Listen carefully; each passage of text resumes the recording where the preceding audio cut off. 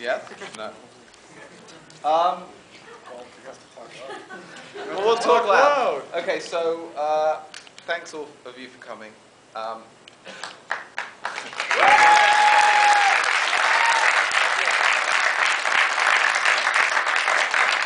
Need more light.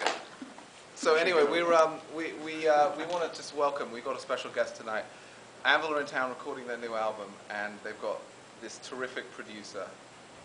They've got a terrific new producer, and his name is Bob Marlette. Where's Bob? Yeah. Marlette? He's there. Okay. Thank you, Bob. So welcome, Bob Marlette.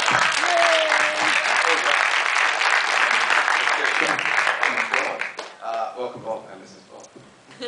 And so let's, I guess, does anyone want to know what's been happening for the last 2 years since the end of that movie? Yeah. It's been the most incredible 2.5 years.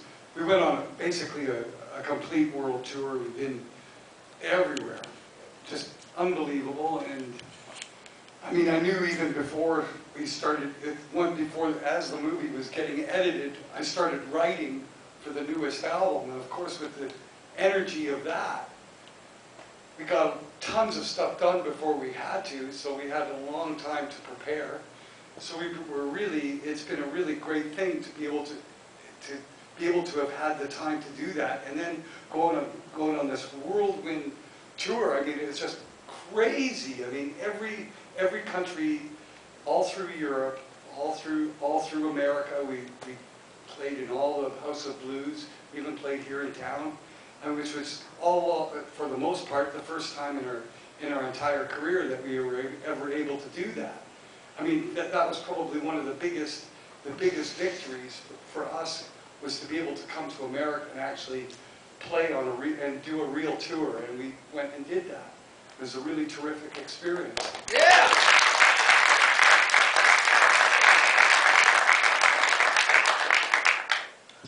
All I can say is, add to that, is we went out and showed the world that we were real, and we won the battle. I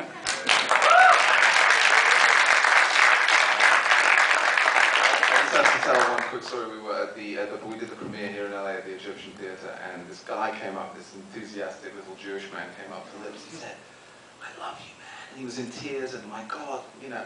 And Rob pulls me aside and said, "Isn't that the dude from Papillon?" It was Dustin Hoffman. And so we found ourselves in the most incredible situations over the past couple of years, and it's just been pretty fucking unbelievable.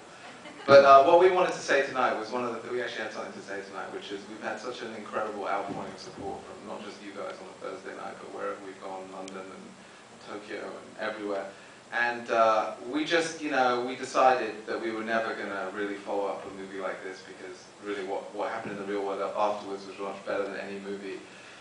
And then something happened, and we decided that the story is not over. In fact, it's just beginning, and tonight we're going to announce that we're actually going to be doing an ANVIL 2.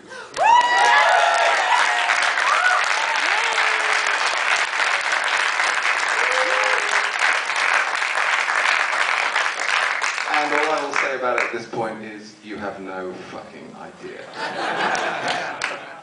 It's going to be crazy, so we're going to start shooting like a little bit later. We're just figuring out some details.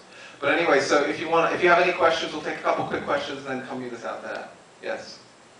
Are you now represented and with the record company?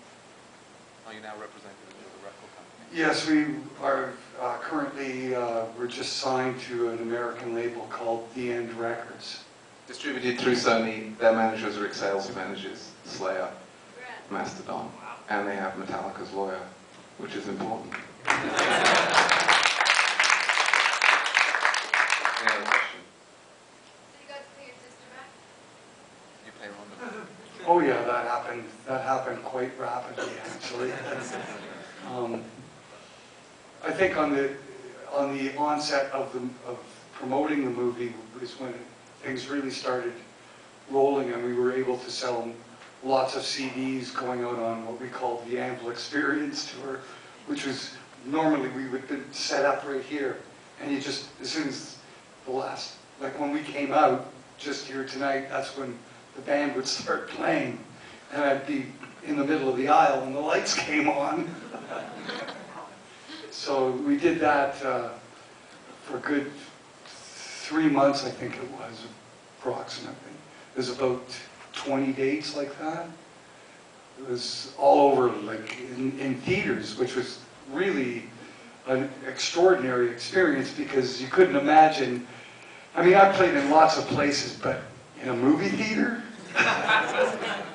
And it was really weird. We started calling it the popcorn tour.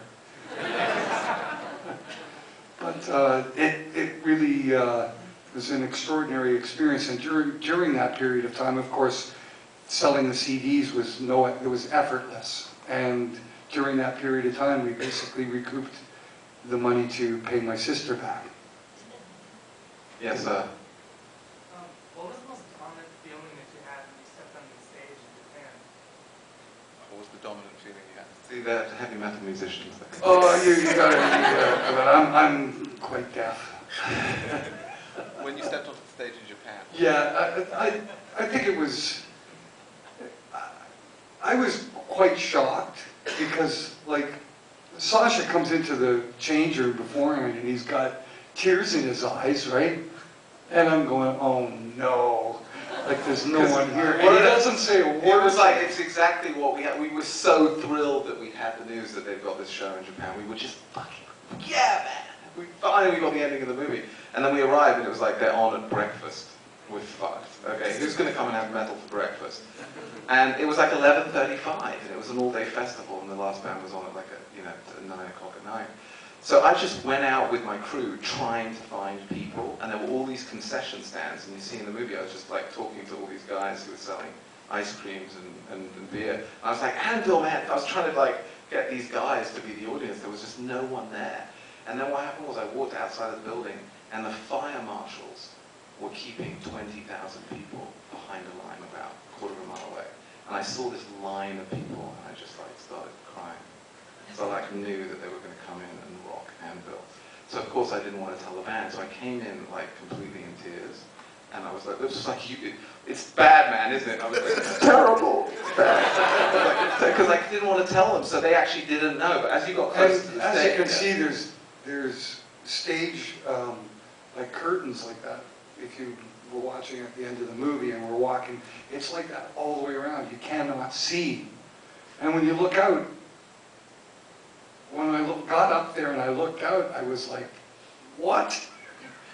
And this is why the Japanese are so the heroes of the movie, because when ANVIL played in Japan, you see in the early footage in '83 and '84, they did 2 tours. The band was like a legend and they had not been back in 26 years or 27 years. So they put them on first thing in the morning because they knew they would draw the crowd. So it was like, we thought it was a big insult, it was in fact the ultimate compliment.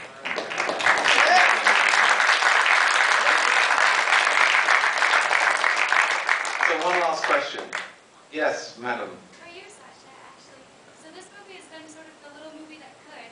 What have been some of the high points and low points, giving it out to everybody? Well, I mean, it's been an extraordinary experience for all of us. She was asking like the high and low points from the movie point of view. Well, it was amazing. I mean, we went to Sundance and we just had such an amazing reaction, and we had like people who ran studios going, "I love your movie. I just cannot buy it because I have no idea how to sell it." You know, people were coming in.